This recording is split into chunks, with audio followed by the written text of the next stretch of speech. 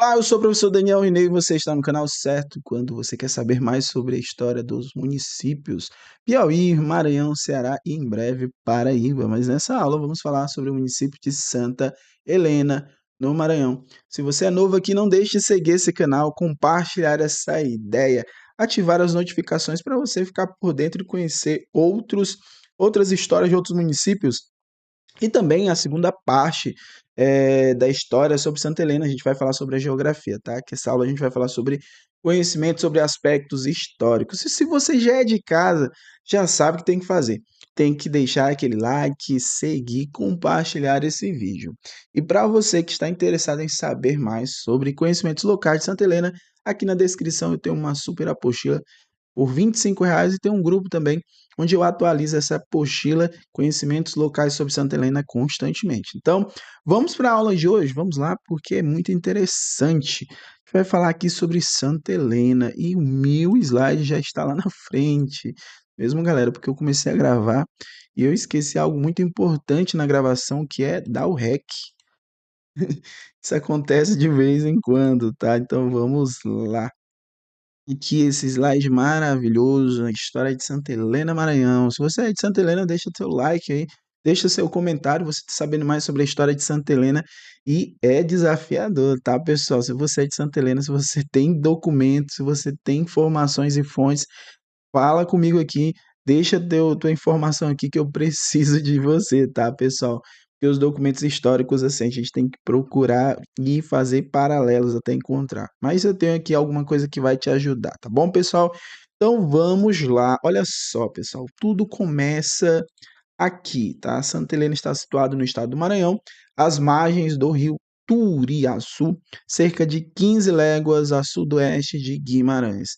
E a história, a origem de Santa Helena, é... primeiro a gente tem que falar sobre alguns personagens. O primeiro personagem é o indígena Pedro Alves, tá? Ele é considerado o chefe da aldeia que estava ali situado naquela região de Santa Helena, as terras onde a comunidade ela foi assentada, tá? Lembrando que nessa região, nessa época, aliás, nesse contexto histórico, está falando sobre Seis Marias. Ah, professor, me explica aí sobre Seis Marias, eu te explico. Lá no Brasil colonial, lá no início, o Brasil ele foi dividido em capitanias hereditárias. Eram 15 capitanias hereditárias. E dentro dessas capitanias hereditárias, elas eram entregues para os donatários. E cada donatário ele tinha obrigações, que é, além de povoar, explorar cada região.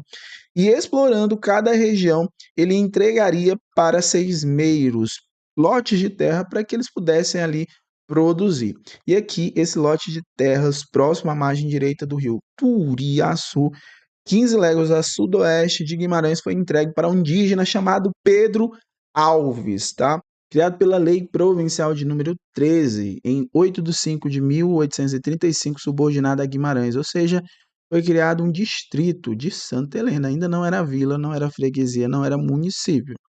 Depois ele fala que, logo em seguida, elevado à categoria de vila pela Lei Provincial de número 65, em 15 de 6 de 1838. Então foi logo ali, tá? Desmembrado de Guimarães. Aí sim, já não tem mais aquela conexão com Guimarães. Aí tem uma sede, tá? Com sede na atual vila de Santa Helena. Outro ponto é a estrutura administrativa, a informação de 1911, que era composta por 3 distritos: Santa Helena, Rosário e São Francisco. Se você estudar a história desses 3 municípios, desses três distritos, você vai encontrar semelhanças, tá? Porque estão ali na mesma região. É interessante você ter isso como base para que você possa estudar, tá, pessoal? Então vamos lá, olha só. Por meio do decreto de número 268, em 19 de 4 de 1932, o município de Santa Helena foi extinto, com seu território sendo anexado ao município de Pinheiro como simples distrito. Gente, por que que acontecia isso, pessoal? Primeiro você tem que entender o contexto histórico do Brasil, tá? 1932, você vai lembrar de um presidente, né, baixinho, chamado Vargas. Vargas ele assumiu o poder em 1930 através de um golpe Em 1932 ele estava passando por um processo que São Paulo estava, o estado de São Paulo e os políticos de São Paulo estavam, digamos assim, estavam botando pressão para que ele fizesse uma constituição. Professor, você está complicando, está trazendo coisa lá de São Paulo para Santa Helena. O que que isso influencia? Influencia porque o governo, a gente estava vivendo uma república aqui em 1932, então tudo que acontece na república afeta os municípios. Então, pela estrutura, Santa Helena retornou aqui, perdeu essa condição, né, de município, né, e volta à condição, volta a ser anexada a um outro município, que é o município de Pinheiros, né, de Pinheiro. Olha o detalhe, pessoal, município e cidade tem algumas características diferentes, tá, pessoal? Município pode ter várias cidades. E cidade significa centro urbano, tá, pessoal? Então, fique atento a esses detalhes. Então, na divisão administrativa de 1933, um ano depois, Santa Helena figura como distrito de Pinheiro. O município foi elevado novamente à categoria de município. Olha que detalhe. Em dois momentos, Santa Helena foi elevada à categoria de município, tá? Apesar que, quando a gente estava falando em 1911, aqui, ó, por exemplo, Vila, né, de Santa Helena, ele não fala nessa organização administrativa aqui que depois de Vila ele virou município, tá? Então, assim, ele fala que já em 1932 já era município, tá? É a informação que temos. Isso lá no IBGE até nem tem essas informações. Isso aqui foram minhas fontes que eu fui aí pesquisando e encontrei, tá? Então, assim, qual é o meu conselho, tá? Pega o que tem oficialmente. Então, assim, o município ele foi elevado novamente à categoria de município, então, de forma definitiva, com a denominação de Santa Helena pelo decreto de número 919, em 30 de nove de 1935. E novamente, lembrando, se tornou município, ele acaba automaticamente se desmembrando de um outro município. Qual era o município? Pinheiro. Nas divisões territoriais de 31, do 12 de 1936, lembrando que aqui é pré-Estado Novo, em 31 de 12 de 37, o município era constituído apenas do distrito sede, ou seja, o núcleo urbano, tá? A Lei Estadual de número 269, de 31 de 12 de 1940, criou o distrito de Curva Grande, que foi anexado ao município de Pinheiro, tá? Já já a gente vai entender por quê. Na divisão territorial de 1 do 7 de 1960, o município era constituído por dois distritos. E aí você tem esse município, né, que é composto por Santa Helena e Curva Grande. E aí, pessoal, essa configuração se manteve até a divisão territorial de 2022, ou seja, até aqui, o mais recente de todas as divisões, né, de todas as limitações relacionadas à questão dos municípios limítrofes, né? Ficou estabelecida assim, tá, pessoal? Então, atenção nesses pontos, porque quando a gente fala sobre questão de aspectos da formação administrativa, é um assunto que a maioria das vezes cai, tá? Então, fiquem atentos a esses detalhes.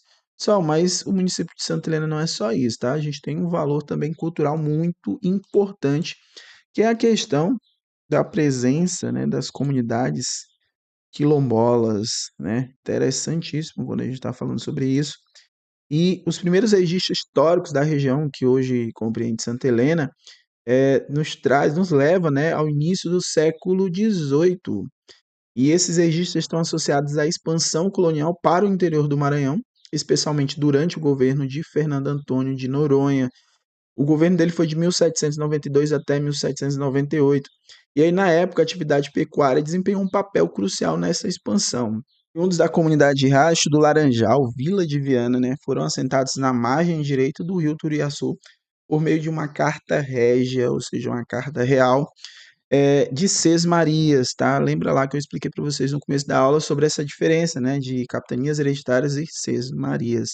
E essa carta era assinada o rei de Portugal, Dom José I, concedia ao líder da comunidade indígena na época, que era o Pedro Alves, né? E esse Pedro Alves está ligado à cristianização desses indígenas, né? A violência não era só física, mas também era uma violência cultural, né? Eles mudavam o nome desses indígenas, a autorização para estabelecer-se na região com seus grupos familiares. É importante notar que a concessão de terras por meio de carta de Sesmarias era uma prática comum nas colônias ibéricas. Mas muitas vezes esse processo envolvia a retirada de direitos do uso da terra, né, por parte dos povos originários. Então, assim, é meio que contraditório. As terras já pertenciam aos indígenas. Então, o rei de Portugal ele dizia agora assim: olha, eu vou te ceder essas terras. Mas na verdade já era dos indígenas. Então, a doação posterior das terras aos mesmos indígenas por meio dessas cartas era visto, é visto, na verdade, como uma forma de legitimação do domínio colonial sobre as terras. E aí esse episódio ilustra, né, uma das muitas formas de violência e desapropriação enfrentada pelos povos originários durante os processos de colonização. E aí, a partir desses assentamentos iniciais, formaram-se os primeiros núcleos de povoamento que eventualmente deram origem à freguesia de Santa Helena. Lembrando que nesse período colonial você tinha uma sequência, tá? Primeiro você tinha um núcleo, que era um povoamento, né? Ou seja, um aldeamento ali, ou um curral, que era onde você tinha criação de gados. Depois você tem a origem de uma freguesia, depois, aliás, uma origem de uma freguesia, depois a origem de uma vila, tá? Então, quando você lá nesse período colonial, vila já era um destaque semelhante a município, tá, pessoal? Então, se você tinha a categoria de vila, era equivalente a município, tá? Lembrando que o Brasil passou por vários estágios administrativos. Então, fique ligado também no que aconteceu no Brasil. No período colonial, era vila, e depois, no período imperial, o equivalente a município era província. E depois, no período republicano, é município, tá? Então, fique atento a esses detalhes. Só o que que eu preciso saber? Pega o nome, tá, gente? Você não precisa saber especificamente o que era freguesia ou vila, não, tá? Porque ele vai te cobrar de forma objetiva. Capuchinho Francisco de Nossa Senhora dos Prazeres Maranhão, datadas ali do século XVIII, ele confirma a presença indígena em Santa Helena. Então, está relacionado à história. Gente, a banca poderia cobrar. Muito interessante, né? Falar sobre a origem da região. Então, o documento intitulado ali é Poranduba Maranhense ou Relação Histórica da Província do Maranhão apresenta informações sobre as povoações ali na região, incluindo as seguintes anotações sobre Santa Helena, né? Pequena aldeia de índios. E essa breve descrição ela reforça a presença, né, contínua das comunidades indígenas na área durante o período colonial. A menção a Santa Helena como uma pequena aldeia de índios, ela destaca a importância de reconhecer a história da presença dos povos originários nesse contexto histórico. A atuação da Companhia Geral do Comércio do Grão, Pará e Maranhão. A gente está falando aqui sobre o período de 1755 a 1777, tá, pessoal? Eu não vou me aprofundar nessa questão porque a gente ia gastar mais tempo aqui. Mas o que eu quero te falar é que nessa região teve uma revolta, né? Você vai lembrar da revolta dos Beckmans, né? Então era uma revolta porque essa área do Maranhão não era tão assistida assim pela coroa. Então eles reivindicavam, por exemplo, a presença de escravos, né, para o trabalho ali naquela região, e também a questão de alimentos e produtos manufaturados. Foi de extrema importância para a dinamização da economia maranhense durante o século XVIII, e o principal objetivo da companhia, desse órgão, era impulsionar a economia local através do comércio internacional de escravizados e da produção agrícola de produtos, né, como o açúcar e o algodão. E aí esse período é frequentemente referido como a Idade do Ouro do Maranhão, e indicando a significativa transformação na cultura econômica e da sociedade também naquele período ali do século XVIII. E a Companhia Geral do Comércio do Grão Pará e Maranhão desempenhou um papel que foi relacionado ao aumento da população escravizada na região.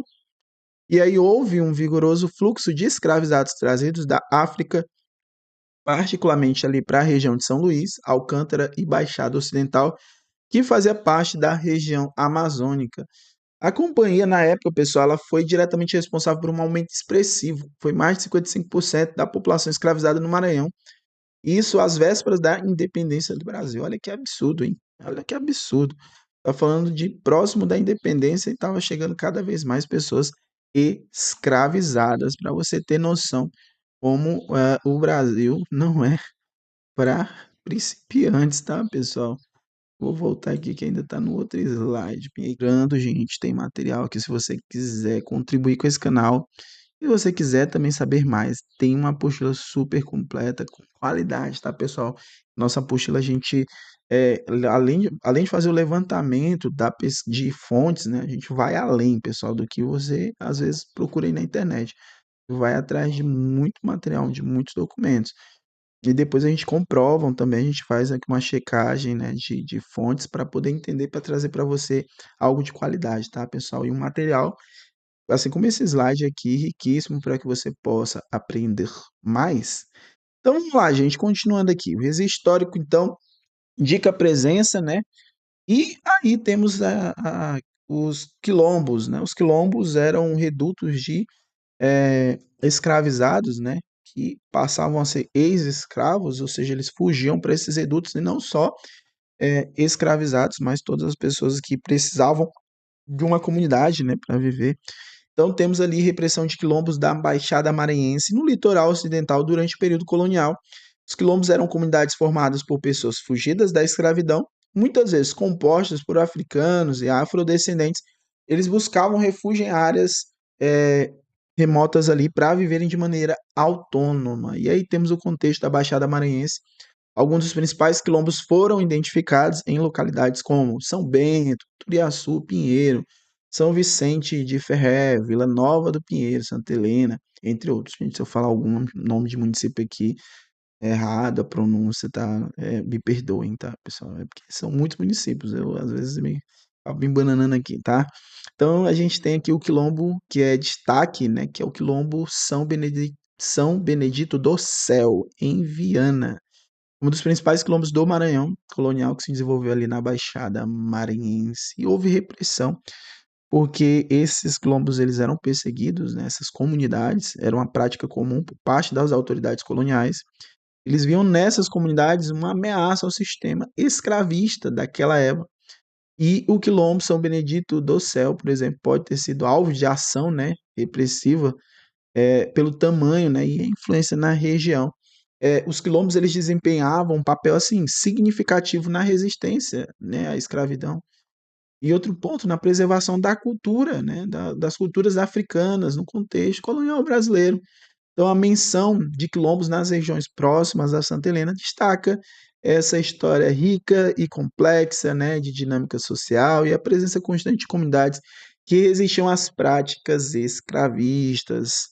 Os eventos ocorridos ali em 1811, né, como a invasão desses quilombos em Guimarães e fazendas, né, Quilombo João Congo era um outro quilombo também da região que é conhecido, né? O Quilombo João Congo, embora a localização específica ela não é clara, né? Então, assim, a gente tem menção sobre esse quilombo, mas não se tem uma clareza de onde ficava o Quilombo João Congo. Mas provavelmente ali nas matas, além dos limites, né? Daquela região ali e das áreas rurais, né? Então, após a independência, há relatos de queixas sobre grandes quilombos formados no centro da Ribeira do Turiaçu, e aí sugere a continuidade da formação das comunidades nessa região. E aí o contexto histórico, pessoal, ela encaminha aqui Santa Helena, né? Indica a eclosão do Levante Quilombo São Benedito do Céu, em 1867, né? Então, até nesse contexto aqui da eclosão de um levante, né? De uma rebelião, causou pânico entre a elite, né, senhorial e agrária da Baixada Maranhense, isso em 1867. Esses levantes motins era comum, tá, pessoal? Até porque era uma resistência, né? É uma forma de resistência das comunidades quilombolas contra as condições opressivas e das próprias injustiças sociais do sistema escravista, tá, pessoal? Então, assim, tem mais informação aqui? Tem, pessoal. A gente vai voltar aqui na próxima aula precisar fazer uma aula específica aqui sobre a comunidade de Pau Pombo, tá? Porque tem muitas informações aqui que são relevantes para a gente entender mais sobre Santa Helena.